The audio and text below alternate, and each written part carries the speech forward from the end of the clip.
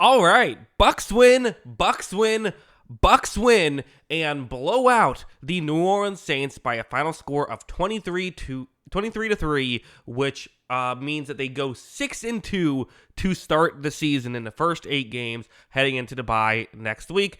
Bit of a tough stretch after that, having to go up against the Patriots, the Bills, and the Rams the following 3 weeks. So definitely, gotta rest up because it's gonna get a lot tougher. But an important win against a division rival. Ultimately, it ends up being a blowout. It did not start that way, though. This was, I think what we'll do here is we'll get into this game and then we'll kind of talk about how we feel about the Bucs moving forward. But ultimately, this was a bit of a rough go at it offensively for the Buccaneers. Now, part of that was some long drives, including a 10-minute offensive drive for Tampa Bay that resulted in 0 points, as the big negative for the Tampa Bay Buccaneers was the running attack, which, 3 different running backs got significant carries. Josh Williams came in due to some injuries. I think just wanting to kind of not have White have too much of the workload. It was, he had 2.8 yards per attempt. White had 2.7 yards per attempt. Tucker had 3.5 yards per attempt. He did finally have the touchdown. In the first half, the Buccaneers had the ball at the 1 yard line. They don't get it the first time, but there's a penalty, so they get 4 more cracks at it. Rush it 4 more times, don't get it any of those times.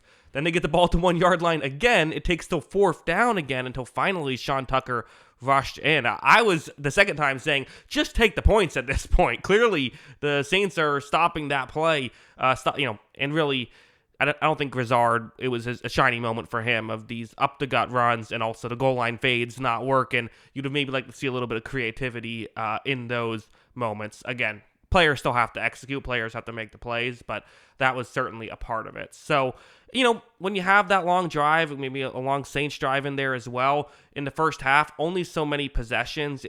That's part of why Tampa Bay wasn't able to score. Again, sometimes you'll get those lopsided scores in one way or the other due to possessions. I think that was a factor. Ultimately, though, again, I think the offense needs to get healthy. I still think that's fair, and without much of a run game, this is still a lot of Baker Mayfield just trying to make things happen. Although certainly in the second half, once this got out of hand, they were running out the clock basically on every possession. That was the mindset and the correct play there. But for Tampa Bay, this was not a story about offense. This was a story about defense, and what was one of the best defensive performances by any team this season. Only 3 points given up. Also, several turnovers. It was ultimately 4 turnovers, 1 defensive score, and let's be honest, it should have been 3 defensive scores. Antoine Winfield had one that was just blatantly wrong. I don't love to talk about the officiating too much because I just feel like it can come off as whiny, and ultimately, I am a believer in if you're the right team, you 99% of the time win. The officiating can be annoying, but ultimately it's not a conversation I love having. That's why I didn't really bring it up in the Lions video last week. But this was very frustrating, especially because as an official, you're taught to let a play go unless you are convinced it should be stopped. Because if you blow it dead, you can't change that on review because everyone stopped playing, right? Even in this situation, everyone didn't stop playing. The first play, Winfield had what appeared to be a touchdown. On replay, it was clearly that it should have been a touchdown, but because the whistle was blown, then that meant that the play was dead, even though everyone still played it out. But that's the rule. So unfortunately, that cost Winfield his first touchdown. The second one on the pick, that one's more reasonable minds can differ, I would say. But still, if it's that close, let the play go and then let the replay booth handle it after the fact. And also, again, the way the rule works is, so Winfield takes the interception away from, or takes the ball away from the intended target, and the way the rule is that if you make contact with the player while he doesn't have possession of the football, that is not down by contact. And that's what happened, is the contact was made. Winfield was bobbling the ball. Once Winfield had the ball, there was no more contact. That should have been a touchdown as well. So either way, hey, we'll just in our heads say that Winfield scored 2 touchdowns here, which would make him the leading touchdown scorer in the game. Again, only 2 touchdowns in this game. Sean Tucker had the only offensive one. Anthony Nelson with the best play I've ever seen Anthony Nelson make, and And let's not forget, was it last year, or I think it was last year, right? And against the Panthers when he had that forced fumble that kind of saved the day. So, can make Anthony Nelson. No one's gonna call him a star. I doubt there's too many Anthony Nelson jerseys out there, but ultimately, good guy who makes plays every now and then, and certainly a guy you like to have on your team. So fun to see him show up. But really, everyone showed up in this game. I mean, this was everyone defensively showed up in this game. This is a great defensive performance from start to finish, and you can single out certain guys like WINFIELD, Nelson. Tyke Smith had some nice plays in this one. Jamel Dean had the forced fumble, the first forced fumble. So a lot of guys to give credit to. But ultimately, it was all 11 guys on the field at any given moment making the plays, to the point where Spencer Rattler, who hadn't been horrible this season, ends up getting benched for Tyler Shuck. Now, part of that might have just been they wanted to see what they can get out of Tyler Shuck, right? Like see what he has. And again, that's a tough situation for Shuck, getting thrown into the mix after the game has already kind of gotten out of hand. Now you have to try and figure something out against the Todd Bowles defense that can just blitz left and right now because the game is kind of out of hand.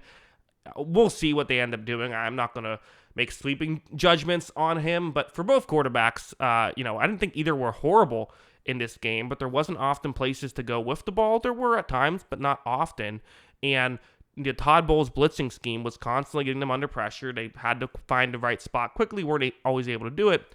And the turnovers were the big deal. I mean, being able to turn the ball, being able to force 4 turnovers in a game where you also, only turn the ball over once, the Baker Mayfield fumble, you're going to win many games when that happens. For Baker himself, I think he's playing hurt, right? There were a couple times where I'm like, Baker week 1 was running in that situation. I think he's a little banged up. He still had a little bit of getting outside the pocket and stuff, but I think he's playing hurt and not trying to aggravate anything too much more than that. He does have the injury. He has been limited in practice. Getting a bye week will be huge. But yeah, I mean, a huge, huge, huge win for this Buccaneers team to go up to, again, game they were favored to win and all that, but it's the Saints. This was one of the, I think it was only like a 4.5 point spread entering the game. Like, this was not considered an easy blowout just because of the fact that the Saints, are a division rival and you're on the road and you just came off a bad loss. So to win by 20, impressive stuff. Now, Buccaneers are 6-2. A lot of teams in the NFC are around this spot right now. A lot of teams had a bye week this week, but the Lions, Rams, and Seahawks are all 5-2. The Eagles moved up to 6-2, and then the Packers are 4-1-1, which is confusing because the bye, and then they played one less week than the Buccaneers. But that is technically, I believe that's still a better win percentage than the Buccaneers at 6-2. I don't know. Math is hard. It's the same, I guess, right? No, I don't know. So someone tell me if it is or not. Or I'm looking at it. Yeah. Packers have a better. Well, but no, it hasn't updated yet. Okay, well, eventually I'll figure out what is better, 6-2 versus 4-1-1. But ultimately, Tampa Bay's right there, right? They're right in that stretch. And I think that really what it's going to come down to is the next 3 weeks. So you play the Patriots, the Bills, and the Rams coming off the bye. After that, it gets way easier, where you have the Cardinals, the Saints again, the Falcons, who don't seem that great right now, the Panthers twice, and the Dolphins. Panthers seem okay. Like, again, all games that could go wrong. None of those are walk-in and guarantee a victory games, right? Because the bad teams are divisional matchups. And then the Dolphins, I mean, we saw what they did today. They still have talent. Cardinals, they've been in some games. They have talent as well. So none of those games are guaranteed, but that's still 6 games that you'll be favored to win.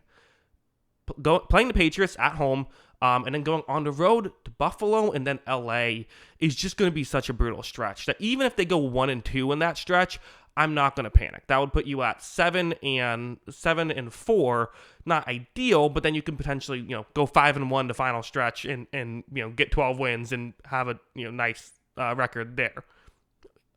What I want is 2-1. I mean, obviously what we all want is 3-0, but if you can go 2-1 in that stretch, I think that's how you really establish yourself as a great team. Because again, for Tampa Bay, the 49ers have had a decent season. You were able to beat them, and then they were able to beat the Seahawks, and even the Texans seem to have some life. So it's not like they've beaten nobody this season, but I think these are the 3 best teams that they have a chance to beat. The Eagles and the Lions are good. They lost both of those games. So, I think any of these 3 wins would be the signature wins of the season, perhaps. Patriots look really good. Bills are the Bills. They have Josh Allen. And the Rams are the Rams. The Rams look really good. So, that's what I'm hoping for. Get healthy for the bye week. Couldn't really come at a better time. They need a bye, but then you can get healthy. And biggest stretch of the regular season coming up. 2-1. Again, that's 8-3 with a really easy stretch coming up. That means that 13 wins is on the table. Technically 14 wins is on the table. If you can go 2-1 in this stretch, that's when you start thinking 1 seed, and in the NFC with everything so even, the difference might just be the 1 seed, right? So again, getting ahead of ourselves here, but hey, you can have some fun when you're 6-2 and entering the bye week. So let's have some fun. The Bucs sure did. 28-3, or excuse me, not 28-3. That's a different number, different NFC South matchup. 23-3. So very good. The Saints should have just given us 5 points somehow, right? Taking a safety and then let us kick a field goal, make it 28-3. That would have been good. They decided not to, but impressive win. Get into the bye and go from there. But yeah, those are my thoughts on all of this. What are yours? Let me know in the comments below. Always love hearing from you. And of course, as always, thanks for watching.